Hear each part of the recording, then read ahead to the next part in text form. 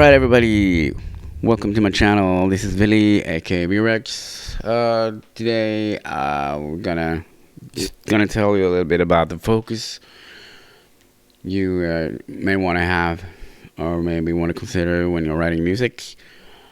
And to me personally, it's not about the genre or style or anything, or if it sounds like anybody else, or it's and if it does, it's perfectly fine. You just gotta, when you listen back to your music, if it's completely rip off, you have to sort of do something about it and change a lot with it. But if it's just a little melody here and there, and a riff here and there that sounds way too similar to another band that has always released something, just change it or do it again, play it differently, in a different key or anything. Just change the rhythm that goes behind it. Same goes for licks and tricks with your leads and all that, because most of it has already been done before, so you can't really do anything new to it except play it with conviction and own it, and people will just dig it anyways, I suppose. And when you look at other bands, back in the days and even now, you can hear that these bigger bands you can clearly hear some of their influences in their music.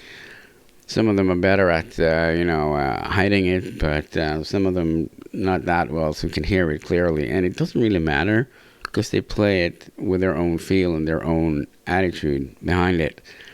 And, different examples of that would be, the first 4 Metallica albums. You hear a lot of, they always were outspoken about it, coming to, when they talked about the new wave of British heavy metal, and you hear clearly their influences, specific bands as well. Same goes with Slayer, the first albums there. And even throughout their career, with Jeff Hanneman, when he was in the band before he died, you heard a lot of punk influences, and especially his songs and the way he played leads and all that. It was very evident, and you could hear that presence. But they turned it kind of around and made it their own style, so it sort of became a little bit unique for that in that genre. Supposedly it was a little bit more easier to do it, to make things sound more unique back then, because there was not that much to choose from or to listen to. And nowadays it's a lot of bands out there, and most of them sound sort of like the same. But there are some bands that I've talked about this before, but there are something there in every band, and every band is good enough to do it, to pull things off. And when you are creating music, don't think about what people say about it, or if it sounds too much like this and that, and I've heard this before, and this is not unique, and all this. Don't think about it.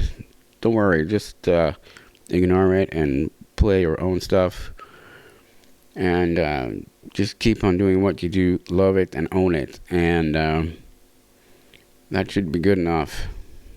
Never listen to critics. Never play to impress.